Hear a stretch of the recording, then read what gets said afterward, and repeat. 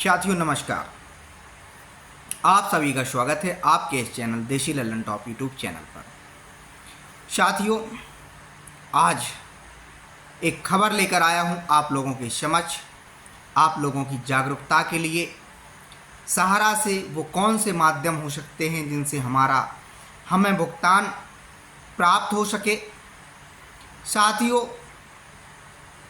जैसा कि हम सभी लोग सहारा के खिलाफ एक संघर्ष कर रहे हैं अपनी खून पसीने की डूबी हुई रकम को प्राप्त करने के लिए। साथियों, आप लोगों को बताना है कि मैंने सहारा इंडिया के खिलाफ विभिन्न कार्रवाइयाँ अलग अलग न्यायालयों में, अलग अलग क्षेत्रों में, अलग अलग एजेंसियों के सामने जाकर के की है। उसी में एक सफलता प्राप्त हुई है। उपभोक्ता फोरम से, कंज्यूमर फोरम से। सहारा इंडिया के खिलाफ हमने ये मामला 2022 में दर्ज कराया था और उपभोक्ता फोरम से अनुरोध किया था कि सहारा से हमें भुगतान दिलाने का आदेश दिया जाए। साथियों, खुशखबरी की बात यह है कि माननीय उपभोक्ता फोरम के जो न्यायाधीश लोग थे, उन्होंने हमारे सर्टिफिकेट को वैध माना। उन्होंने हमारे द्वारा सहारा में जमा कराई गई रकम को सही माना। और सबसे बड़ी बात यह है कि सर्टिफिकेट पर सहारा के द्वारा जिस प्रकार से कहा गया था कि हम 64 माह में डबल देंगे, ठीक उसी प्रकार से उपभोक्ता फोरम ने आदेश जारी किया। इसके अलावा 5,000 रुपये बाद व्यय, 10,000 रुपये मानसिक खर्चा, और जब भुगतान जिस डेट को पूर्ण हो गया है उसके बाद से 7% वार्षिक ब्याज की दर से सहारा को भुगतान करने का निर्देश दिया गया है। अब देखना है सहारा इस आदेश को मानता है कि नहीं मानता है। क्या सहारा के अधिकारी इस मामले पर किस प्रकार से अपना रवैया अपनाते हैं, टाल मटोल करते हैं, अपील करते हैं, हमारे इस आदेश को चैलेंज करते हैं। लेकिन साथियों, मैं आप लोगों से भी इस आदेश के माध्यम से आप लोगों से कहना चाहूँगा, देखिए, आपको प्रयास तो करना ही पड़ेगा। घर बैठकर आपका भुगतान प्राप्त नहीं हो सकता है। जिस प्रकार से हमारे मामले में आदेश आया, बहुत सारे लोगों ने कहा कि आप उपभोक्ता फोरम जाएंगे, सालों का समय बर्बाद होगा और इसके बाद सहारा उस आदेश को मानेगा नहीं। निश्चित लोगों ने ठीक कहा था, लेकिन मुझे एक राहत की खबर ये है कि हमारा जो दावा था, आपका जो दावा था, उसको उपभोक्ता फोरम ने सही माना और सहारा को भुगतान करने के लिए आदेशित किया। कल के दिन सहारा भुगतान करती है या नहीं करती है, कितना इनको न्यायालयों का सम्मान है, कितना ये कानूनी एजेंसियों का पालन करने वाले लोग हैं,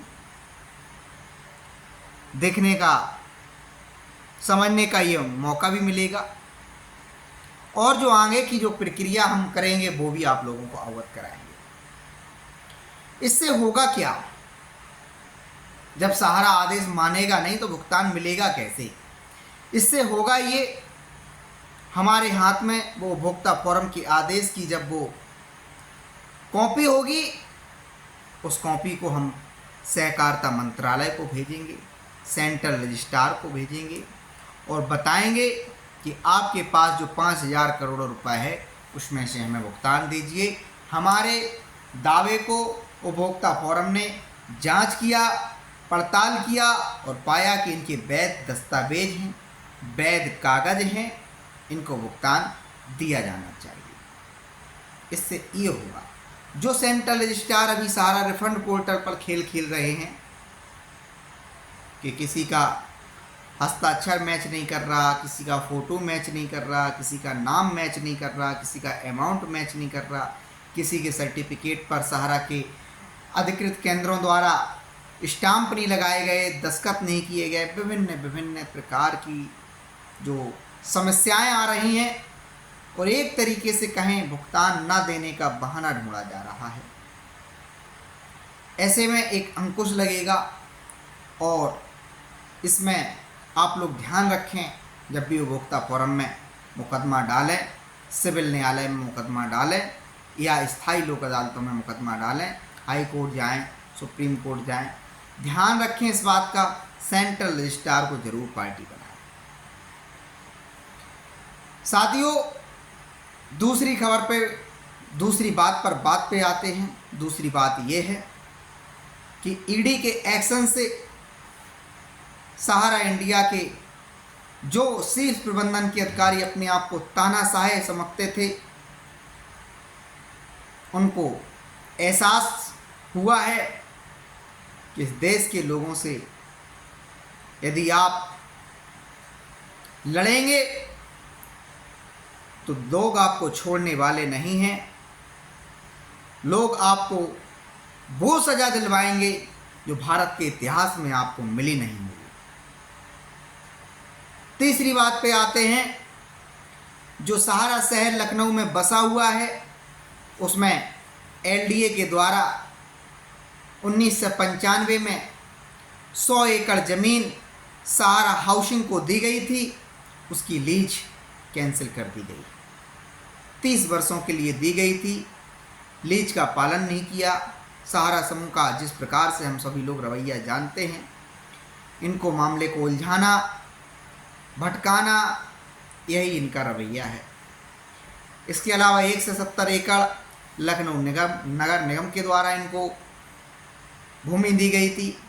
आश्चर्य की बात यह है, जिस कंपनी ने इस देश के लाखों लोगों को तबाह कर दिया, खून पसीने का पैसा हजम कर लिया, सैकड़ों लोगों को मरने के लिए विवश कर दिया, उस कंपनी पर सरकार के अलग अलग मंत्रालयों द्वारा, अलग अलग एजेंसियों द्वारा, अलग अलग विभागों द्वारा इस प्रकार से इनकी मदद की गई कि आपको देखकर सरकार के उन मंत्रालयों, उन अधिकारियों, उन विभागों पर थू-थू करने का मन करेगा। न सिर्फ सहारा शहर को लखनऊ में ज़मीन दी गई लीज पर, देश के कई अन्य शहरों में भी ऐसा काम किया गया है। आखिर इस प्रकार से जो सहारा समूह ने किया है, निवेशकों को गुमराह करने का काम, जिस प्रकार से सहारा समूह का दावा था कि हमारे पास हिंदुस्तान में 36,000 एकड़ भूमि है, हमारे पास 10,600 एकड़ में एमबी वैली फैला हुआ है, 300 एकड़ में सहारा शहर फैला हुआ है। विभिन्न विभिन्न शहरों की संपत्तियां जो गिनाई गई थीं, जनता को अब उसमें नई नई जानकारियां निकल के सामने आ रही हैं। तमाम वो संपत्तियां सरकार की संपत्तियां थीं, कहीं नगर निगम की संपत्ति है, कहीं एलडीए की संपत्ति है, कहीं किसी अन्य विभाग की संपत्ति है। उसको सहारा ने लीज पर लिया, और लीज में तो हम सभी लोग जानते हैं क्या होता है। चंद रुपए जमा करा करके लीज हो जाती है। 100 करोड़ की ज़मीन कुछ चंद रुपए जमा करा करके लीज हो गई, और उस ज़मीन को सहारा ने अपना बता करके सुप्रीम कोर्ट में शपथ पत्र दाखिल किए। सहारा रियल एस्टेट और सहारा हाउसिंग के मामले में सहारा ने कहा हमारे पास ये संपत्तियां हैं। जब आप लोगों ने खबर सुनी होगी, विभिन्न समाचार पत्रों के माध्यम से देश में जानकारी आई कि सहारा की संपत्तियों को देख करके सुप्रीम कोर्ट भौचक्का। एक्चुअली में वो सहारा की संपत्तियां नहीं, वो हमारे खून पसीने की मेहनत की कमाई के सहारा के अधिकारियों के द्वारा अपने अय्यासी के इंतजाम के लिए खरीदी हुई संपत्तियां थी। इससे जीता जागता उदाहरण क्या हो सकता है? सहारा समूह जिस प्रकार से दावा करता रहा हमारे पास 3 लाख करोड़ रुपए का साम्राज्य है, वो साम्राज्य पर सहारा के अधिकारियों ने क्या किया? यदि जरा सी भी उनके अंदर ईमानदारी होती तो सरकार के सामने सरेंडर कर देते। कानून का जो उन्होंने धज्जियां उड़ाने का काम किया है, कानून को जो उन्होंने पालन करने का काम नहीं किया है, उस पर माफीनामा सरकार को देते। 1 दशक से अधिक बीत चुका है और यहाँ से वहाँ पैसे को डाइवर्ट करने पर लगे हुए हैं, लेकिन हमारा आपका संघर्ष जाया नहीं जाएगा। एक एक डायरेक्टर, एक एक प्रबंधन में बैठा हुआ अधिकारी हिरासत में लिया जाएगा, लेकिन हमको इस संघर्ष को जारी रखना होगा। सड़क से लेकर संसद तक ये लड़ाई हमें जारी रखनी होगी। हमारे आपके फेवर में तमाम सारे सांसद संसद के अंदर मुखर होकर के आवाज़ उठा रहे हैं, सिर्फ सत्ता पक्ष इस मामले पर चुप जरूर है। माननीय अमित शाह के द्वारा जो आश्वासन दिए गए थे, उन आश्वासन पर माननीय अमित शाह जी अभी तक खड़े नहीं उतरे और वो समय अवधि बीत चुकी है। अब सहारा के एक एक निवेशक को एक दूसरे का हाथ थामते हुए एक दूसरे को जागरूक करने का काम करना चाहिए। साथियों, मेरा प्रारंभ से एक मिशन रहा है। मैंने जिस दिन 2019 में शुरुआत की थी, सहारा से भुगतान की डिमांड को जन जन तक चेतना लाने के लिए जो प्रयास किया था, 2019 में प्रथम प्रयास किया था। ना ही कोई यूट्यूबर थे, सोशल मीडिया पर आवाज़ उठाने वाले लोग नहीं थे। उस समय मैंने सहारा के खिलाफ आवाज़ उठाई और भुगतान की आवाज़ को बुलंद किया। मैंने प्रारंभ में आप लोगों से एक अपील की थी कि यदि सहारा के निवेशकों को भुगतान चाहिए तो अब सरकार के पाले में गेंद है, सहारा के पाले में गेंद नहीं है। क्योंकि सहारा के मक्कार अधिकारियों ने सोच लिया है, समझ लिया है कि उनके पास देने के लिए आप कुछ नहीं है, या वो देना नहीं चाहते हैं। सरकार के पाले में गेंद इस कारण से है क्योंकि सरकार के पास तमाम कानूनों की शक्तियां हैं। उन कानूनों का उपयोग करके सरकार एक एक प्रॉपर्टी को, चाहे वो भले ही सहारा के किसी अधिकारी ने अपने व्यक्तिगत नाम से ही उसको बैनामा करा लिया हो, रजिस्टर्ड करा लिया हो, उस संपत्ति को भी ढूंढ निकालने की शक्ति सरकार के पास है। साथियों, एक और कारण है सरकार के पाले में गेंद क्यों है। मामला कोई 100-200 रुपए का नहीं है, लाखों करोड़ों रुपए का मामला है। एक दिन में न ही सहारा समूह की समस्त संपत्तियां बिक सकती हैं, न ही नीलाम की जा सकती हैं, न ही कुर्क की जा सकती हैं। तमाम सारे कानूनी अड़ंगे भी इसमें सामने आने वाले हैं। सहारा न्यायालय के सामने जाएगी। तमाम सारे न्यायालयों में जब सुनवाई होती है तो उस दरमियान शुरुआती चरण में सहारा अपने आप को एक ईमानदार दिखाने के प्रयास करती है और उस मामले को रुकवा देती है। जैसा कि हम लोगों ने देखा, दिल्ली हाई कोर्ट बहुत अच्छी दिशा में कदम उठा रहा था और दिल्ली हाई कोर्ट ने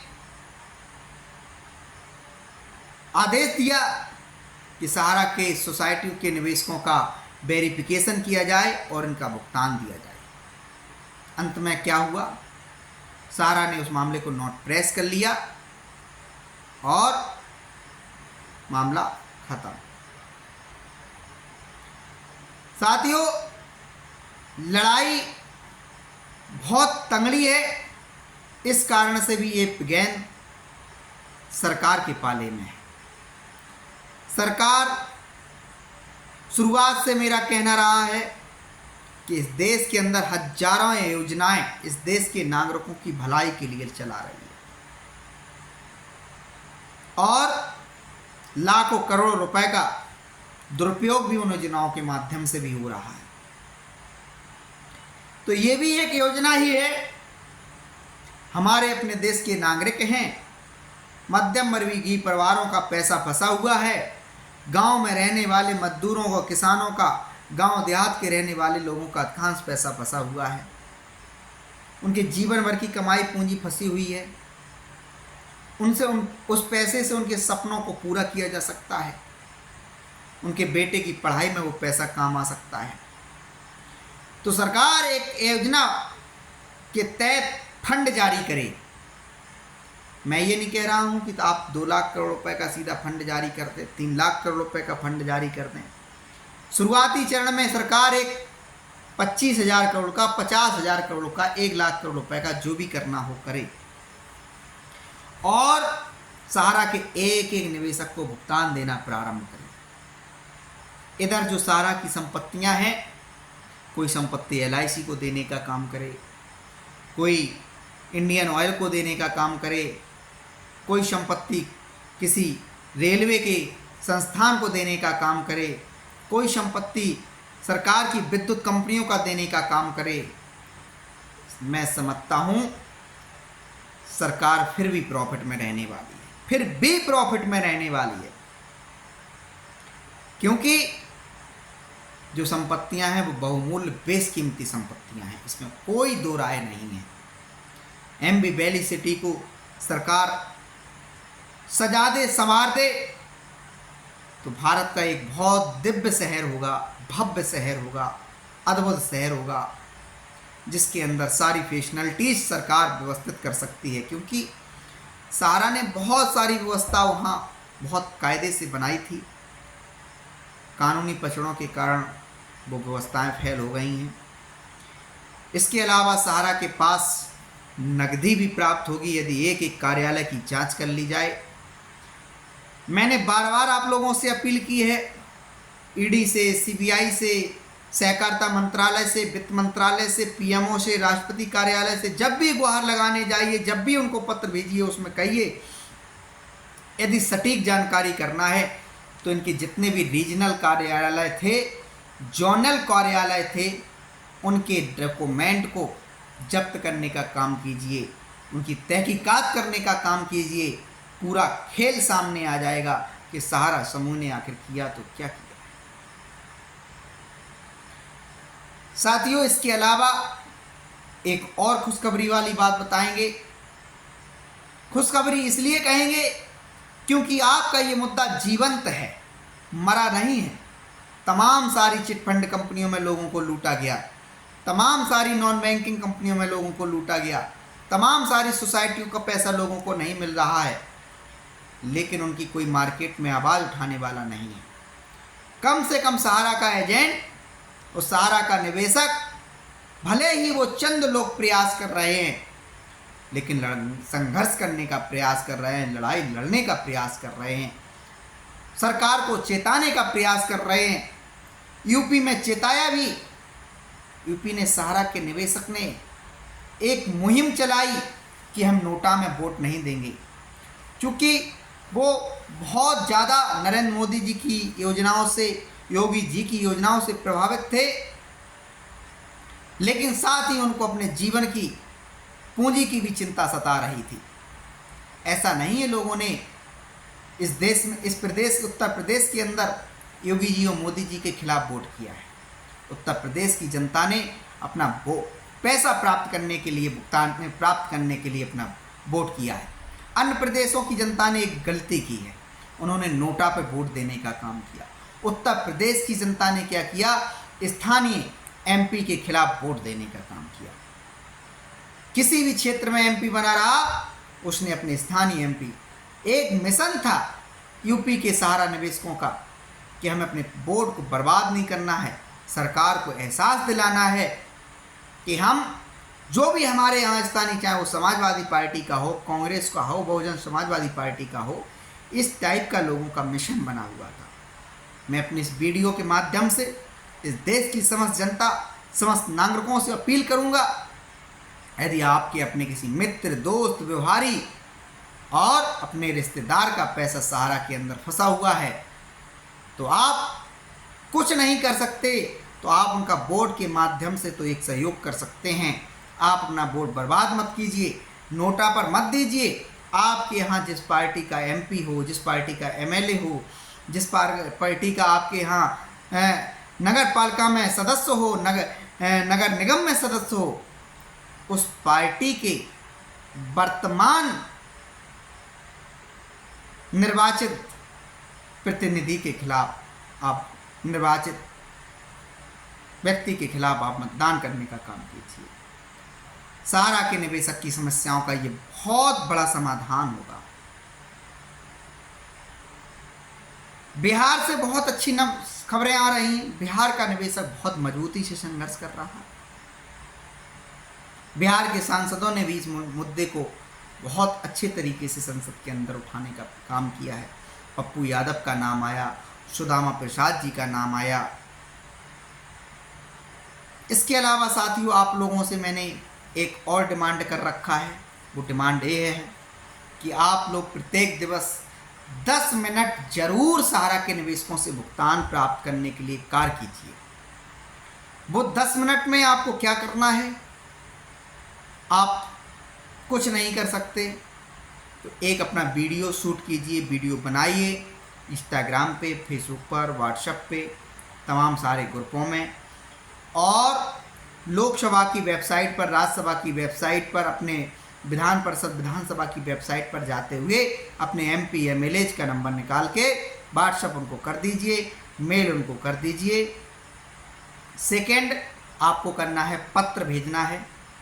पत्र लिखिए, मेल कर दीजिए, व्हाट्सएप कर दीजिए, रजिस्ट्री कर दीजिए। तमाम सारी व्यवस्थाएं आज के दौर में, आपको कोई इतना ऐसा ही नहीं है कि सड़क पर ही जाने की आवश्यकता है। सक्षम है तो आप निश्चित ही, अगर आपके क्षेत्र में किसी के नेतृत्व में सहारा निवेशक सड़क पर हैं तो सहयोग कीजिए, धरना में, प्रदर्शन में सहयोग कीजिए। लेकिन यदि आप नहीं सक्षम हैं तो आप सरकार को मेल करने का काम कीजिए। अपने डिस्ट्रिक्ट के जिलाधिकारी को मेल कीजिए, SP को मेल कीजिए। राष्ट्रपति से लेकर आज कौन से विभाग का इंटरनेट पर जानकारी नहीं पड़ा हुआ है, निकालिए, छानिए, ढूंढिए और भेज दीजिए। और आप इसके अलावा न्यायालयों में जरूर, बहुत ज़्यादा खर्चा नहीं आता है उपभोक्ता फोरम जाने में, बहुत ज़्यादा खर्चा नहीं आता है आपको स्थायी लोक अदालत जाने में। आप एक एक मुकदमा वहाँ जरूर फाइल कीजिए। यही आपके पास जो तरीके हैं भुगतान प्राप्त करने के, इसमें आप लोग अगर सहयोग करेंगे एक दूसरे का हाथ पकड़ करके तो निश्चित मानिए, यकीन मानिए, 100% सफलता मिलने वाली है। कोई नहीं रोक सकता। अब कहते हैं का बरसा जब कृषि सुखानी, हमारे गांव देहात की कहावत है। जब कृषि सूख गई तो बारिश हो भी जाए तो क्या फायदा। लेकिन साथियों, यहां मैं इस बात को कहना चाहूँगा, पैसे के अभाव में हमारा आपका मानसिक उत्पीड़न हुआ, आर्थिक उत्पीड़न हुआ, शारीरिक उत्पीड़न हुआ, सत्य है, सच है। लेकिन यदि वो संघर्ष करते हुए हम लोग जब भी भुगतान प्राप्त करेंगे, यकीन मानिए हमारे परिवार में कितनी खुशी आएगी, कितना अपने आप को गौरवान्वित महसूस करेंगे कि हमारा ये मेहनत का पैसा सहारा से हम निकालने में सफल हो गए। बेशक उस पैसे का सदुपयोग समय के साथ हम नहीं कर पाए या नहीं कर पा रहे, लेकिन कहीं ना कहीं हमारी आने वाली पीढ़ी के भी काम में वो हिस्सा आ सकता है। कहीं ना कहीं वो पैसा, एक कहते हैं ना, जब शरीर को ब्लड सूख गया हो उस टाइम पे और ब्लड कहीं नहीं मिल रहा हो, अंत में कोई एक डोनर आए, आपको एक ब्लड बोतल दे जाए, तो कहीं ना कहीं प्राण सुरक्षित करने का वो काम करता है। तो जब भी पैसा आएगा तो वो निवेशकों के प्राण सुरक्षित करने का काम करेगा, उनके सपनों को एक नई ऊर्जा, नई व्यवस्था, नई संरचना देने का कार्य करेगा। वीडियो लंबा हो रहा है, हमारा मिशन रहा है कि आप लोग ज़्यादा से ज़्यादा इंटरनेट का सदुपयोग करते हुए, क्योंकि आप लोग जानते हैं कि आज के दौर में रिचार्ज का भी पैसा बढ़ गया है। जियो से लेकर तमाम टेलीकॉम कंपनियों ने इंटरनेट का पैसा बढ़ा दिया है, रिचार्ज का पैसा बढ़ा दिया है, तो उसका उपयोग कीजिए। इतने सारे प्लेटफॉर्म हैं शिकायत करने के लिए, आप लोग प्रत्येक दिवस 10 मिनट कार्य कीजिएगा। यकीन मानिए 10 करोड़ लोग अपनी ऊर्जा के साथ 6 महीना कार्य कर देंगे। कोई माई का लाल नहीं है, जो आपका भुगतान रोक सके। आप मां भारती के सपूत हैं, इन छोटी छोटी परेशानियों का सामना करना जानते हैं। उन मक्कार अधिकारियों का आप बखूबी सामना कर रहे हैं जिन्होंने हमारे आपका पैसा हड़पने का काम किया है। एक आईना उन लोगों के लिए भी है, उन अधिकारियों के लिए भी है जिन अधिकारियों के पास हम आप लोग प्रार्थना पत्र लेकर जाते हैं। डीएम सर, एसपी सर, थाना अध्यक्ष सर, सारा हमारा भुगतान नहीं कर रहा है, धोखाधड़ी किया है, इसने हमारे पैसे का दुरुपयोग किया है। वो कहते थे हम सारा के खिलाफ एविडेंस नहीं है, वो कहते थे सुप्रीम कोर्ट में मामला चल रहा है, हम कुछ नहीं कर सकते। हमारी आपकी संघर्ष की यात्रा ने जब ईडी के माध्यम से उनके खिलाफ एक्शन लेने का काम करवाया तो उनको एक आईना दिखाने का काम किया ईडी के अधिकारियों ने। उनको कैसे वो दस्तावेज बरामद किए गए, कैसे ईडी के अधिकारियों ने वो पेन ड्राइव बरामद की, ताले तोड़वाए, क्या ये हमारे इस देश के आईएएस आईपीएस लोग काम नहीं कर सकते थे? क्या जो सहारा की सोसाइटियों के जो रजिस्टर्ड पते हैं, जैसे कोलकाता है, भोपाल है, हैदराबाद है, लखनऊ है, क्या यहाँ के हमारे जो आईएएस पीसीएस लोग थे, क्या वो सहारा के दफ्तरों में जाकर के उनकी जांच नहीं करवा सकते थे? करवा सकते थे। ईमानदारी से वो दिल पे हाथ रखेंगे तो यही पाएंगे उन्होंने अपने कर्तव्य में कहीं ना कहीं चूक की। इससे इस देश के करोड़ों लोगों को खामियाजा भुगतना पड़ा, क्योंकि आपकी प्रथम ड्यूटी थी, आपकी प्रथम जिम्मेदारी थी, क्योंकि आपके शहर से वो सोसाइटियां पंजीकृत थी, आपके शहर से वो सोसाइटियों के कार्यालय के माध्यम से उनकी योजनाएं चल रही थी। साथियों, बातें तो बहुत हैं करने को, लेकिन कंक्लूजन यही है कि पैसा हमारे आपका है, नहीं किसी के बाप का है। संघर्ष करना जारी रखें, बिना डरे, बिना भयभीत हुए। वो सहारा के अधिकारियों ने जुल्म की इंतहा पार कर दी थी। जिन निवेशकों ने, जिन एजेंटों ने सहारा कंपनी को इतनी ऊंचाइयों पर पहुंचाया, उनके योगदान के कारण सहारा पनपी फूली और उन्होंने उस पैसे का मौज मस्ती से भोग विलासों में जीवन जिया। उन एजेंटों के, उन निवेशकों के खिलाफ सहारा ने बयानबाजी की। उन एजेंटों और निवेशकों के खिलाफ सहारा ने मुकदमे पंजीकृत कराए। उन एजेंटों की एजेंसी सीज कर दी। उन्हें अपना एजेंट्स नहीं माना। उन्हें उनका पीएफ तो छोड़िए, उनका जो कमीशंस बनता था वो भी लूट मारा। तो जिस प्रकार से मैं बराबर आप लोगों से कहता रहा हूँ, अंत में एक बात और कहूँगा कि आप जितने पीड़ित हैं, आप निवेशक जितने पीड़ित हैं, उससे कई ज़्यादा गुना आपके जो एजेंट हैं वो पीड़ित हैं। उनके साथ तो क्या हुआ कि उन्हें कंपनी पे आपसे ज़्यादा भरोसा था, क्योंकि वे आपसे ज़्यादा कंपनी की मीटिंग ज्वाइन किया करते थे। तो उनको जो मोटिवेशन मिला करता था, वहाँ से डायरेक्शन मिला करता था, वहाँ से जिस प्रकार से उनके माइंड को कहते नहीं ब्रेन वॉश करने का काम किया जाता था, उससे उन्होंने क्या किया, अपने संपत्तियों को बेच करके सहारा में डिपॉजिट करा दिया। पिता की आई हुई तनख्वाह को, पिता के व्यवसाय से अर्जित हुई राशि को, भाई की राशि को, माँ की राशि को वहाँ सहारा में डिपॉजिट करा दिया। जो कमीशंस मिला उनको उन्होंने वहीं जमा करा दिया। उनके साथ घोर अन्याय हुआ। 30 वर्ष उन्होंने काम किया उस कंपनी के लिए, और जब 30 वर्षों के बाद उनकी उम्र 50 साल, 55 साल, 60 साल, और समझिए उनका अचानक से रोजगार चला गया, क्या स्थिति रही होगी उनकी, क्या व्यवस्था रही होगी। स्थिति की कल्पना हम लोग करिए कि जिन लोगों ने अपना पूरा जीवन सहारा के नाम पर जिया, क्या स्थिति रही होगी। चूँकि कानून की जानकारी उन एजेंटों की नहीं थी, बहुत ज़्यादा पढ़े लिखे लोग भी वो एजेंट नहीं थे। कंपनी नाम बदलती गई, अपना विभिन्न विभिन्न सोसाइटियों के माध्यम से, कंपनी के माध्यम से, ठीक इसी प्रकार से एजेंटों का भी नाम बदला गया। कभी उन्हें अवकर्ता कहा गया, कभी उन्हें फील्ड वर्कर कहा गया, कभी उन्हें एजुकेटर कहा गया, और अंत में उनसे रास्ता ही मोड़ लिया गया। क्या हालात हुए होंगे उनके।